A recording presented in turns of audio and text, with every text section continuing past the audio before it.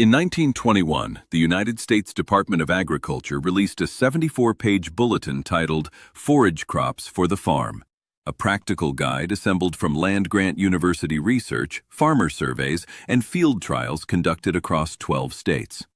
It circulated briefly through county extension offices, was referenced in several farming almanacs of the period, and then, with no announcement, stopped being reprinted. The bulletin wasn't controversial. It didn't challenge any political position. What it contained was a detailed catalog of plants, most of them already growing wild or easily cultivated in the eastern United States, that could sustain livestock through winter, drought, and the lean shoulder seasons between cuttings, at a fraction of the cost of commercial hay. Within 30 years of that bulletin's quiet disappearance, the American hay market had become a $15 billion industry. That timing is not a coincidence. It is, however, the kind of coincidence that the Amish farming communities of Holmes County, Ohio, and Lancaster County, Pennsylvania, never had much patience for, because they never stopped growing the plants in the bulletin. They never needed to. The animals were eating well, the feed bills stayed low, and no one in a position to sell them something had their attention. What those communities preserved, quietly, without documentation, simply because it worked, is what we're covering today. The modern livestock feed system operates on a logic that would have been unrecognizable to any American farmer before 1950. Animals that once grazed diverse pastures, browsed hedgerows, and consumed a rotating variety of forage plants now eat, in overwhelming majority, a diet of commodity hay, typically alfalfa or timothy, supplemented with purchased grain. This isn't because commodity hay is the best option for animal health. It's because commodity hay is the easiest option to package, transport, and sell at scale. A bale is a unit. A unit can be priced, distributed, and invoiced. A hedgerow of mixed forage plants cannot. The American livestock owner spends on average $1,400 to $3,000 per year on hay alone for a small mixed herd of 5 to 8 animals. That number has increased roughly 40% since 2020, as fuel costs, drought conditions, and supply chain disruptions have pushed hay prices to historic highs in most regions. In 2023, premium alfalfa hay in the Midwest was selling for $280 to $320 per ton, more than double its 2018 price. The Yoder family of Sugar Creek, Ohio, 9 people, a working farm, horses, dairy cows, pigs, and chickens, spent approximately $180 last winter on supplemental feed. The rest came from their land, from plants they grow intentionally, managed deliberately, and have been growing in the same rotation their grandparents used. The difference is not acreage, it is knowledge.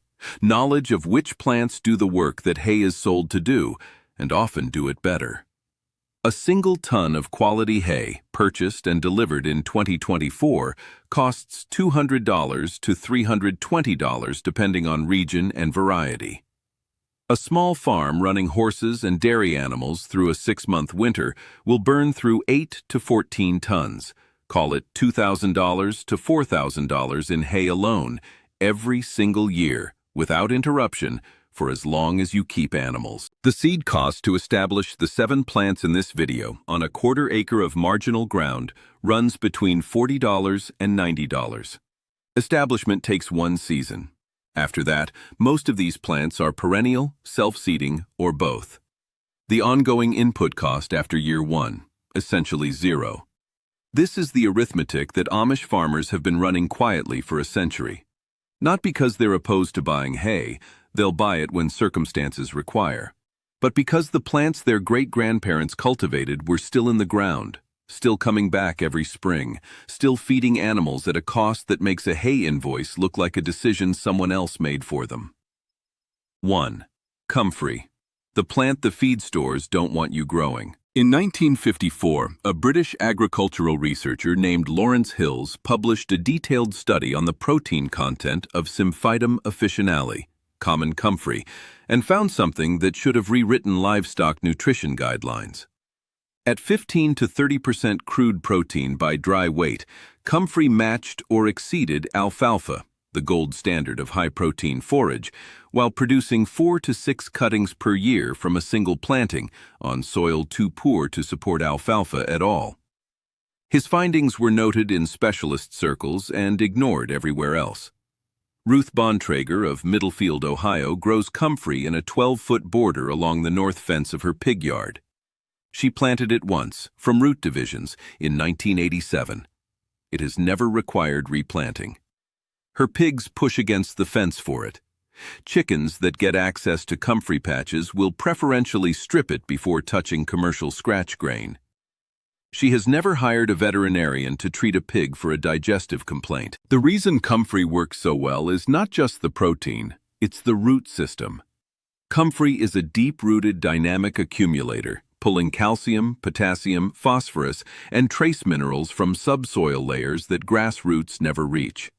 When an animal eats comfrey, it's eating a mineral supplement alongside a protein source, alongside a fiber source, all in one plant for free. The beginner mistake with comfrey is harvesting before it establishes. Let it grow undisturbed for a full season before cutting. And plant it where you intend it to stay. Comfrey's root system, once established, will outlast your fence posts. 2.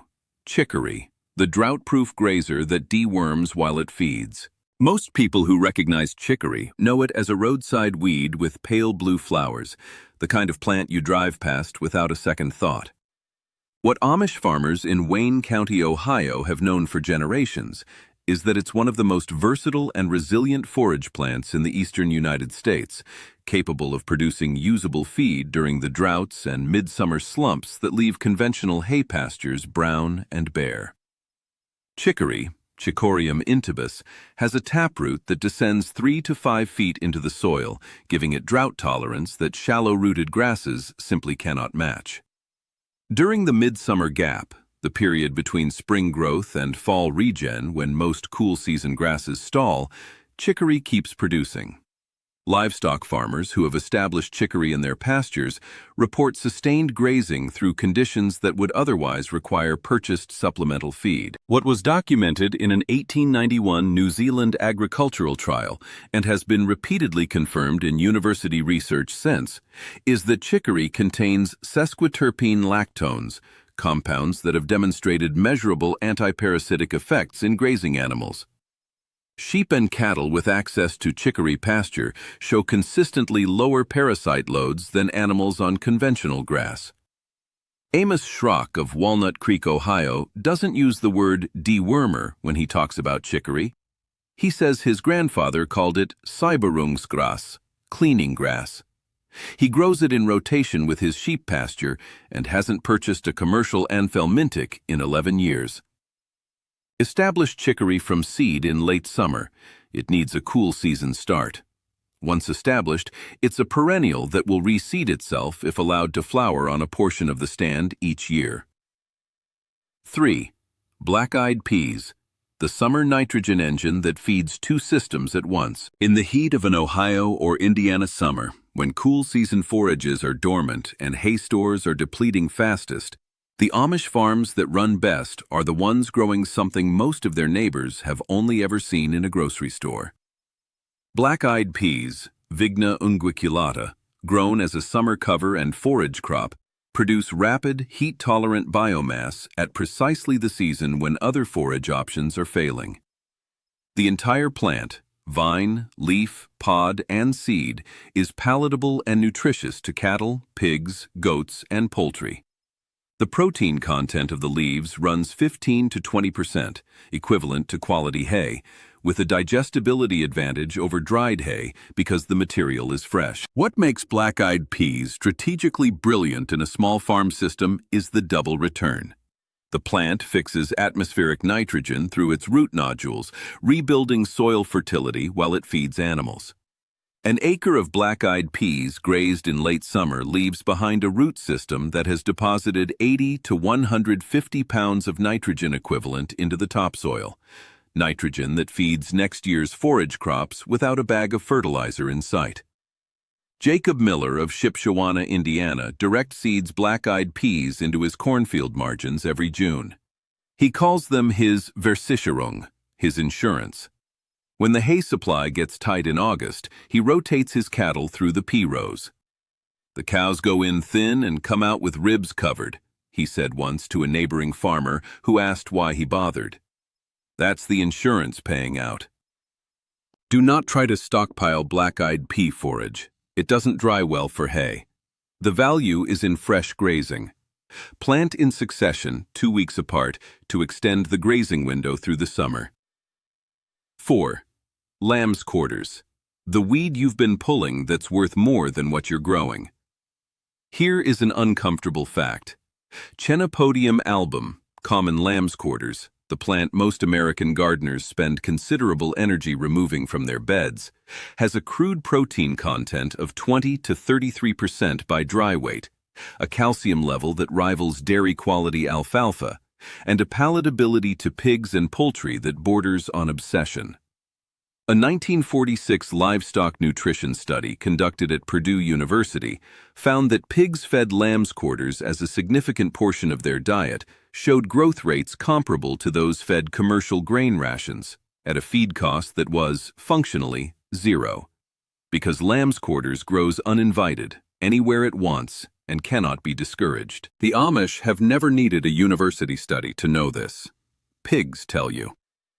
Hannah Zook of Goshen, Indiana, maintains what she calls her Unkrautgarten, her weed garden, a fenced quarter-acre where she allows lamb's quarters, purslane, and pigweed to grow unmolested through summer. Every morning, she cuts armloads and carries them to the pig yard. Her feed grain bill runs roughly $40 a month for a herd of 8 animals that would cost 4 times that on commercial ration alone. The beginner mistake is treating lamb's quarters as a problem to be solved rather than a resource to be managed. Don't let it go entirely to seed in areas where you don't want it, but where you can give it space and fence it for controlled access, it will outperform a surprising number of things you actually planted.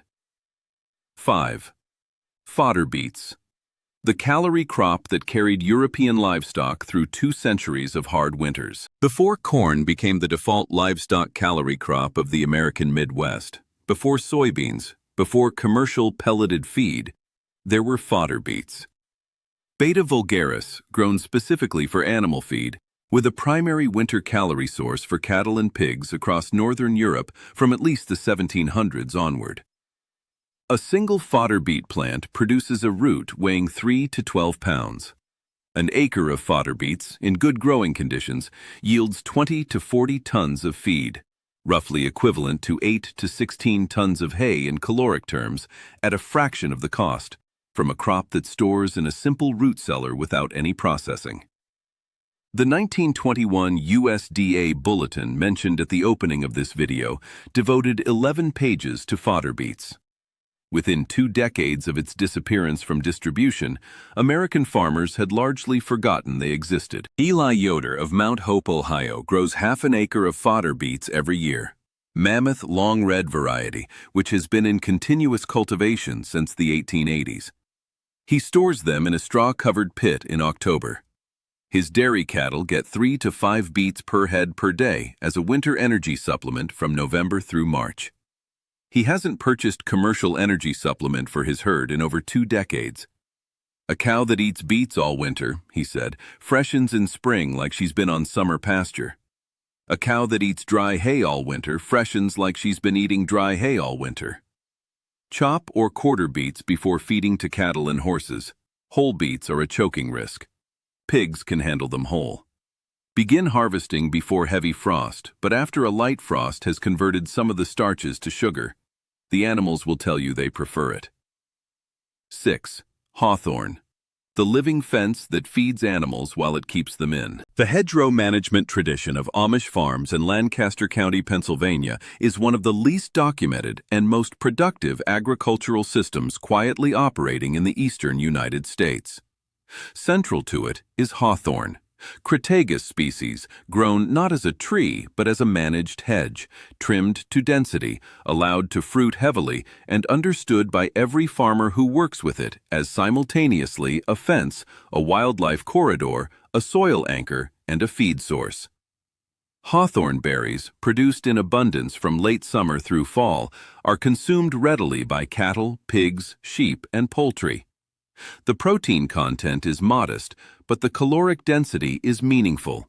A well-fruited hawthorn hedge produces enough berry volume to provide measurable caloric supplementation during the fall transition period, precisely when animals are building fat reserves for winter and hay is most expensive. Beyond the fruit, hawthorn browse, the young leafy shoots, is palatable to goats and sheep and contains tannins that, like chicory, contribute to reduced parasite burden in browsing animals. Moses Raber of Fredericksburg, Ohio, has maintained the same hawthorn hedgerow his grandfather planted in 1934. It is now 8 feet tall, 4 feet thick, and runs 300 yards along his eastern pasture boundary. He has never purchased fence wire for that boundary. He has never retreated it. The hedge has grown back from every trimming, fruited every fall, held cattle for 90 years, and never sent him an invoice. "My grandfather put those in," Moses said, "because he said a fence you have to buy breaks. A fence that grows fixes itself." Plant hawthorn from bare root stock in early spring. Establish your desired line before the first planting. Redirecting a mature hawthorn hedge is not a project undertaken lightly. 7. Amaranth, the grain-protein combination that Amish farmers call the pig crop. In 1977, a National Academy of Sciences report identified grain amaranth as one of the most promising underutilized crops in the world, citing its protein content, heat tolerance, drought resistance, and ability to produce both grain and leafy forage from a single planting. The report recommended expanded research and cultivation. Very little expanded cultivation followed. Grain amaranth, Amaranthus cruentus and related species, produces from a single plant both a leafy green canopy, palatable to pigs, poultry, and cattle, with protein content in the 15 to 18% range, and a seed head containing thousands of tiny seeds with a protein content of 13 to 16%, a complete amino acid profile, and a lysine content that exceeds corn and approaches soybean meal. The Amish farmers who grow it, and there are more of them than most people realize, particularly in the Indiana settlements, grow it as what they call a pig crop, a plant that provides grazing through summer, seed harvest in fall, and dried stalk roughage through winter, in a single planting on a single piece of ground. Emma Graber of LaGrange County, Indiana, plants amaranth in 2-week successions from late May through June, giving her pigs a rolling front of fresh browse all summer. In September, she lets the seed heads mature, cuts them, and hangs them in the barn to dry. She feeds them through October and November as the fresh grazing ends. Her pigs go into winter with condition that her neighbors notice. "People ask me what I'm feeding them," she said. "I say, the same thing someone planted for the same reason 100 years ago. I just didn't stop." Amaranth is a warm season plant. Don't seed it until soil temperatures reliably exceed 60 degrees Fahrenheit. It will reseed aggressively if allowed to shatter. This is a feature in managed systems, a complication in mixed crop settings. Position it accordingly. There is a pattern running through all 7 of these plants that is worth naming plainly. Comfrey cannot be patented.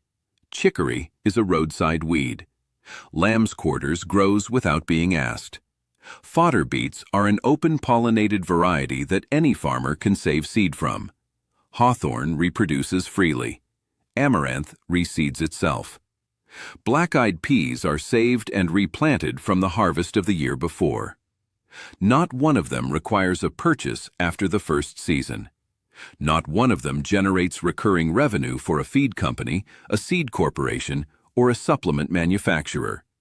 Not one of them, once established on your land, will ever send you a bill. The hay market is not served by your knowing this. The feed store is not served by your knowing this. The agricultural extension programs that were restructured in the 1950s and 1960s around commodity crop production were not designed to teach you this. The Amish didn't need an extension program. They had grandmothers who remembered what worked, and they listened to them. These 7 plants are not exotic. 6 of the 7 are either native to North America or have been naturalized here for over 2 centuries. Most of them are probably already growing somewhere on your property, classified as weeds, managed as nuisances, removed with effort that could have been spent harvesting them instead. The knowledge that turns a weed into a feed crop, a hedgerow into a fence, and a food system, a summer cover crop into a winter supplement. That knowledge survived in Amish farming communities in Ohio and Indiana and Pennsylvania because those communities had a reason to keep it alive. The math worked. The animals were healthy. The feed bills stayed low. And none of it required anyone's permission to practice. I'll be covering specific planting plans for small mixed farm operations in upcoming videos. How to sequence these 7 plants across a calendar year to eliminate or nearly eliminate purchased hay on a 1/4 acre to 1 acre forage system. Tell me in the comments, is anyone already growing any of these? Particularly comfrey or fodder beets. I know there are viewers here who inherited seed stock or plant divisions from parents and grandparents who never stopped growing the old varieties. Those are the stories worth telling. What's still growing on your land that someone else planted a long time ago?